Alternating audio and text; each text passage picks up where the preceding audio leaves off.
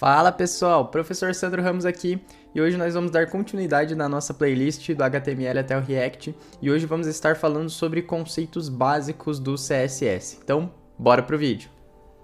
Então beleza pessoal, vamos para a nossa aula de hoje e aqui nessa nossa aula nós vamos estar vendo como que a gente pode adicionar o CSS ali no nosso arquivo HTML, como que a gente seleciona os elementos, seja por tags ou por atributos que a gente pode adicionar nas nossas tags, como que funciona o Debox Model, a gente precisa entender o funcionamento desse ponto para a gente compreender como funcionam todos os elementos ali no HTML e também está relacionado aqui como a gente ter layouts previsíveis, porque ele tem um comportamento ali que normalmente no início quando a gente está desenvolvendo no front a gente não espera que aconteça aquilo e a gente vai entender mais sobre isso e o Debox Model está relacionado com isso. A gente vai ver algumas propriedades essenciais e depois deixo uma atividade aí para que vocês façam aí. Tentem se desafiar. Então beleza pessoal, o que é o CSS? O CSS é o Cascading Style Sheet, ou seja, na tradução seria a folha de estilo em cascata. Mas basicamente o que seria a cascata? O arquivo CSS ele é lido, tag é propriedade ali, cada uma dos seletores que a gente aplicou e ele vai lendo de cima para baixo. Então a última estilização que você colocar lá embaixo vai ser a última estilização que vai ser aplicada, ou seja, ele vai lendo esse arquivo em cascata e os estilos estão em cascata, né? Poderia-se dizer assim. Então, voltando aqui um pouco para as nossas aulas anteriores, o que seria o HTML? O HTML ele é a planta da casa e o CSS é o design de interiores, é como que os móveis vão estar sendo alocados ali na casa, onde que vai estar as plantas, etc. Se a gente traz aqui para um exemplo de carro, o HTML seria a carroceria, o CSS seria a pintura, a questão ali do aro que a gente coloca no nosso carro, etc. O aerofólio para o meu palio. Então, basicamente, o JavaScript é o que vai vir aqui e vai dar, depois a gente vai ver ele mais para frente, é o que vai dar essa dinamicidade, é o motor do nosso carro, né? O que coloca tudo aquilo em movimento. A gente pode ter interação com o CSS e com o HTML, porém o JavaScript é que realmente vai levar isso para um outro nível. E seguindo aqui, como que a gente pode começar a aplicar o CSS nos nossos arquivos? Eu vou criar aqui mais uma pasta, lembrando que esse repositório ele está lá no GitHub e eu vou deixar aqui no link na descrição. Mas beleza, como que são as três formas que a gente pode estar aplicando CSS nos nossos arquivos HTML? Então eu vou criar aqui um arquivo rapidamente, depois a gente vai ali para os nossos exemplos que a gente já tem prontos, para esse vídeo aqui ele não ficar tão longo. Então, mas essa questão de como que aplica o style eu acho uma questão bem basilar, vocês precisam aprender como funciona. Aqui eu vou colocar a gente está pegando aqui um seletor por tipo que a gente está capturando o HTML. Então aqui nele eu vou colocar um background color red, esse aqui é o debug do front, e aqui eu vou colocar uma altura que ele ocupe 100% da altura da tela, 100% de view high. Então aqui vamos colocar um vermelhinho um pouco mais tranquilo aqui, só para não ficar tão feio. E lá no nosso index HTML a gente sabe que a gente inicia ele aqui, e a gente pode colocar aqui bem bonitão, exemplo CSS. Então nós temos três maneiras da gente poder aplicar o CSS aqui no nosso HTML. Então primeiro ele já fala, a gente pode criar um arquivo externo, isso é chamado de estilos externos, onde a gente coloca na tag head uma tag link, fazendo a referência para o nosso arquivo CSS. Então a gente pode ver que se a gente escreve aqui, ó, link, a gente já tem vários aqui de autocomplete, favicon, etc, que o próprio VS Code aqui, ele já está apontando para a gente. E esse cara aqui seria que a gente vai estar utilizando. Se esse cara estiver em outra pasta, nós temos que mudar a referência para o arquivo, senão ele não encontra e não aplica, ok? Então, aqui a gente pode estar apenas visualizando para ver se isso aqui funciona.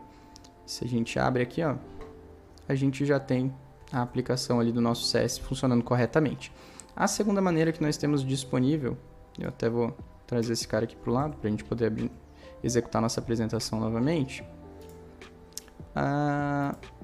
A segunda maneira que nós temos é colocando a tag style ali em cima, né, no header.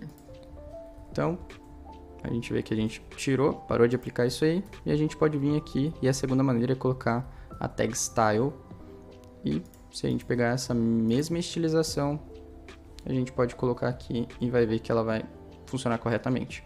Não é nada indicado que a gente faça dessa maneira. Em projetos reais e organizados, a gente tem essa separação de responsabilidade, onde a gente chama um arquivo externo e toda a nossa estilização fica ali. Normalmente esses arquivos de estilização, dependendo da página, se ela for muito grande, os arquivos eles são muito, muito grandes.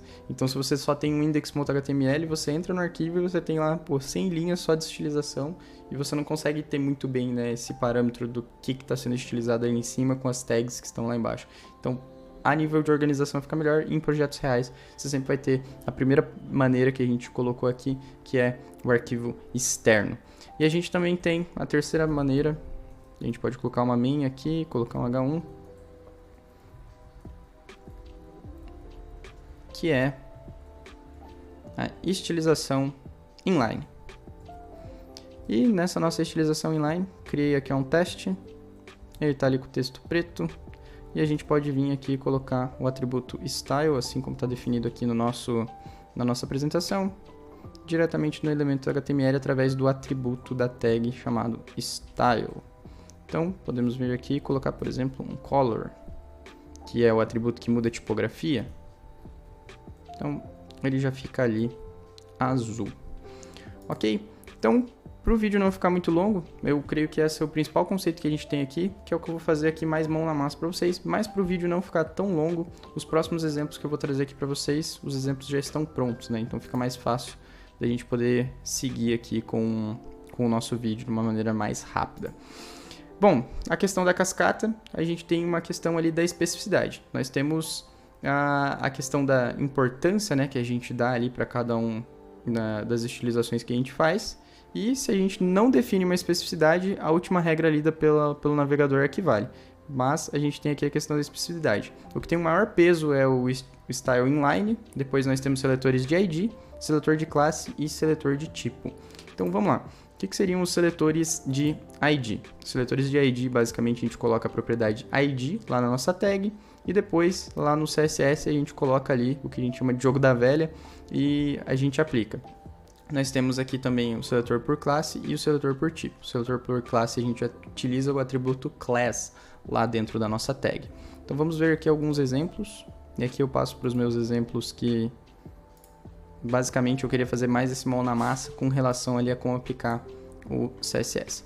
Então beleza, olha só, a gente tem aqui o atributo ID, que se chama container, e se a gente for lá no nosso style, deixa eu só abrir aqui lado a lado, para a gente poder ver aqui o que acontece. Então nós temos o atributo ID aqui, que a gente justamente referencia ali com o jogo da velha. Vamos executar esse cara aqui, para a gente ver o que está acontecendo, que ele tem uns exemplinhos bem interessantes. Então, show de bola. A gente tem aqui o nosso ID, que ele está sendo estilizado dessa maneira aqui, ó, com uma altura de 200, uma largura de 320 e um fundinho ali que é um branquinho com azul, beleza? Então, aqui nós temos também o atributo class, que a gente está estilizando aquele botão. Show de bola? A gente já vai ver os outros pseudoclasses ali que a gente tem de seletores.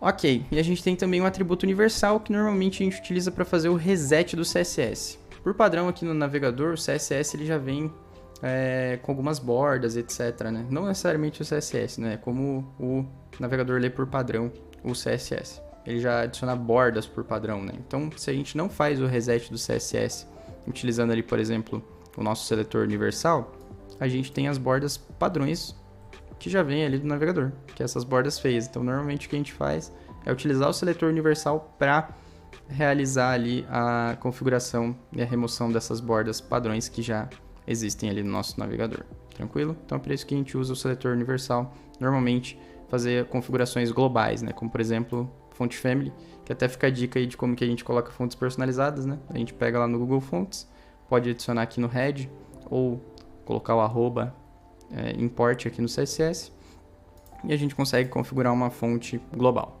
Beleza?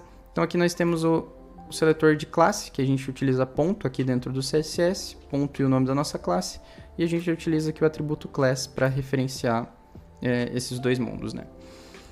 Ok, seguindo aqui então a gente tem o seletor descendente, que é basicamente qualquer determinada tag que estiver dentro da outra que a gente definiu. Aqui no nosso exemplo a tag div, tudo que for p e estiver dentro de div vai ser capturado. A gente tinha um exemplo aqui similar, mas a gente pode ver o que acontece, ó. Todos os p's que estão dentro de div, então a gente tem uma div aqui com p, esses dois P's, a ideia é que eles não fiquem marronzinho, né? Porque eles não estão dentro de uma div. Mas a gente... só esses dois caras aqui que não é para ficar marrom, por exemplo. Então, esses dois de fora não ficam, os dois de dentro ficaram. Então, nós temos esse seletor descendente. Nós temos o filho direto, que é o filho imediato de uma div, né? Então, por exemplo, ali no nosso exemplo, nós temos o P, e daí tem um P que está dentro de uma span. Esse cara aqui não é o filho direto. Então, se a gente faz isso aqui, a ideia é que o nosso seletor direto fique somente o primeiro, que é o que está acontecendo aqui. Se a gente segue aqui, vamos lá. Se a gente segue aqui para os nossos próximos exemplos, a gente tem o irmão adjacente, ou seja, são tags que estão fora. Então, até agora a gente viu tags filhos, a tag irmão é a tag que está logo após a tag que a gente definiu. Então, aqui no nosso exemplo, se a gente pegar para ver, nós temos, por exemplo, nós temos a div e temos um P. Então, se a gente coloca ali o seletor do irmão direto, o que ele vai fazer é pegar essa div aqui. Tranquilo? Então, que é o que está acontecendo. Que ele centraliza ali, que é a definição que a gente está colocando, né, para centralizar. Então, é o irmão direto. E a gente tem ali também, né, que seria nosso próximo seletor, que é o irmão geral, né, todos os P's que vêm depois de um H1. A gente pode estar realizando essa aplicação também, que é o que estava ali após, que ele vai selecionar esses dois, né, porque eles ambos vêm após o H1. Então, se a gente pegar e ver ali, são o irmão geral, é nesse sentido. E a gente tem aqui a questão também das pseudoclasses, né? Então a gente tem o 2 pontos hover, que é quando a gente tem o efeito de hover em cima de um componente. A gente tem o 2 pontos focus, que é quando o nosso input ele está aplicado, né? Ele está selecionado. Então a gente tem esse exemplo aqui do 2 pontos hover, olha só, ali no botão. Então ele tem o comportamento normal dele e no hover a gente quer que aconteça isso. Vamos ver se realmente ele fica com o cursor pointer e ele tem ali um box shadow. Então esse é o efeito de hover. A gente tem um exemplinho aqui também de um input, que quando a gente clica nele, o OnFocus é ativado. Então, tem um exemplo aqui também do input, que basicamente a gente coloca um background color diferente. E lembre-se que ele tem que ficar coladinho aqui. Se tiver um espaço, ele já não funciona mais. Beleza? Então, tem que ter o espaço ali para poder tá funcionando. Se a gente volta aqui, a gente verifica que ele está funcionando corretamente. Seguindo aqui para os pontos mais importantes, é bem relevante que a gente entenda que todo componente na nossa tela, eu já vou abrir ali e dar um inspecionar para vocês verem, ele possui um conteúdo, um padding, um border e um margin. Normalmente eles vêm zerados, esses caras, tem ali o nosso conteúdo, que é basicamente o nosso texto, nossas imagens, e para a gente validar se realmente é isso que acontece, a gente pode vir aqui, dar um F12 e pegar aqui, por exemplo, nossa caixinha, a gente vê que ele tem um conteúdo, tem um padding, tem um border, tem um margin, beleza? E aqui a gente tem a nossa section 2, que ela tá com todos esses itens aí aplicados, beleza? Ela tem padding, tem border, vamos dar um inspecionar nela ali para dar uma olhada. Olha só, ela tem padding, e aqui a gente passa um padding específico em cada lado, a gente já vai ver como é que funciona isso. A gente tem um border e a gente tem um margin. Então, seguindo aqui rapidamente, eu vou só tirar isso aqui pra gente já ver esse próximo conceito, que a gente vai ver que teve algumas mudancinhas aqui no nosso exemplo, ok? Então, bom, padding é o espaçamento interno, então a gente pega os elementos que estão dentro da nossa caixa e empurra eles para dentro, né? O espaçamento interno.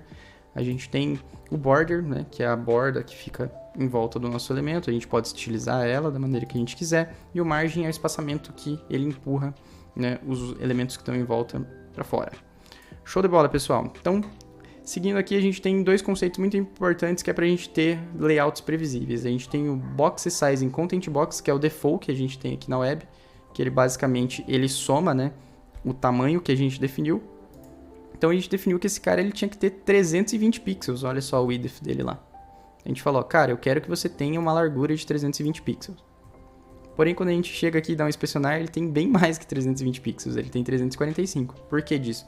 Porque o Content Box, o padrão que a gente tem, né, que é o Box Size Content Box, ele soma a largura mais o padding mais o border. Isso aqui é problemático, porque quando em UX ele desenha a tela e ele coloca um tamanho de uma caixinha lá, nós temos que conseguir garantir, nosso front-end, que essa caixinha ela vai ter o tamanho exato que o UX definiu.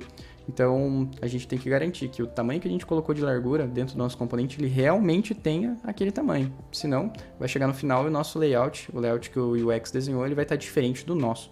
Então, para a gente conseguir resolver esse problema, a gente tem o Box Size em Border Box, que ele garante que o que a gente definiu de largura é realmente a largura total e a maneira moderna que a gente trabalha para a gente não ter essas problemáticas ali no layout. Então, esse cara aqui de cima, ele tem 320 pixels, só que ele não tem padding nem border na imagem. Esse cara aqui ele tem. E para a gente garantir que ele tem os 320 pixels, a gente utiliza, então, o Box Size em Border Box. E vejam só a mágica. Ele vai ficar... O tamanho que ele tem disponível é basicamente o que a gente definiu de largura. Isso é bem importante, pessoal. Então, seguindo aqui, a gente tem mais alguns pontos que são as propriedades essenciais. A gente já viu o Background Color.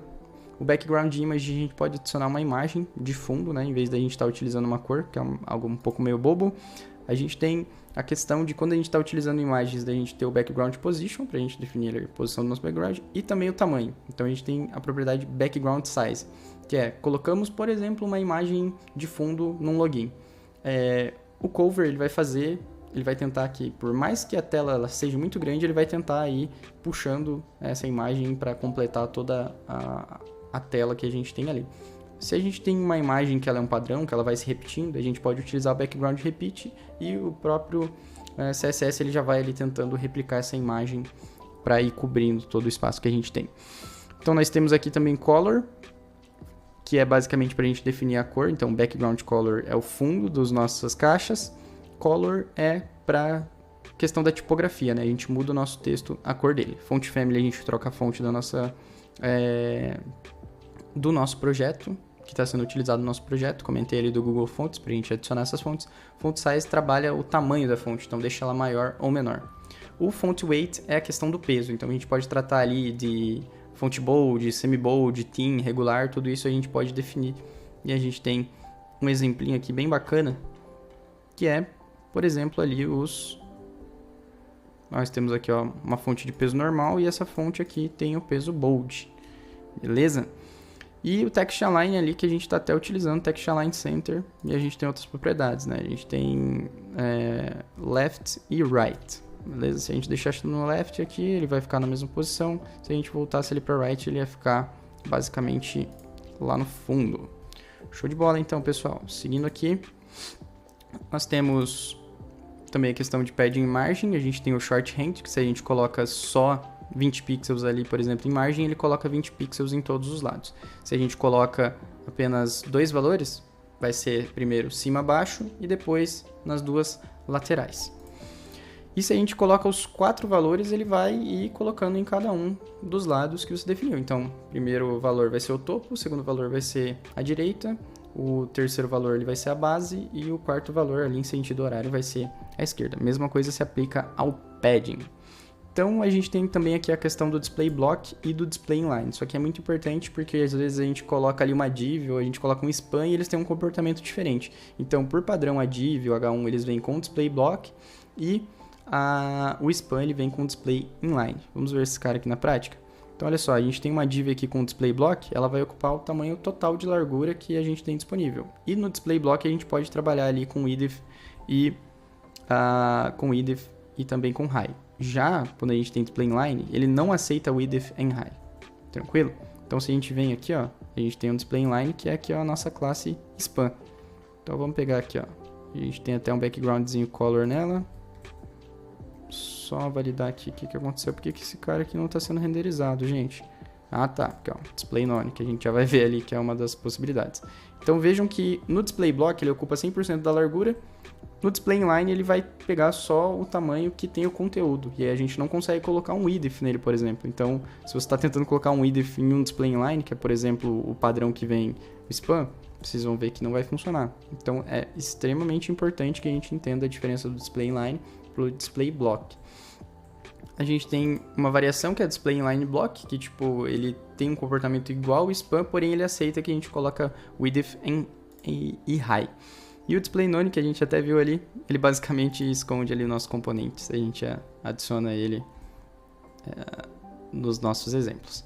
Tranquilo, pessoal? Então aqui são as principais propriedades que a gente tem deixo aí uma atividadezinha aí para vocês tentarem pegar a atividade que a gente fez lá na primeira aula de HTML e aplicarem uma estilização e deixar aquele projetinho que a gente fez mais legal. Então, bom, pessoal, por hoje é isso deste vídeo que eu queria trazer aqui para vocês de CSS. Tentem aplicar aí tudo que a gente viu na aula de hoje. Muito obrigado por assistir esse vídeo até aqui e valeu!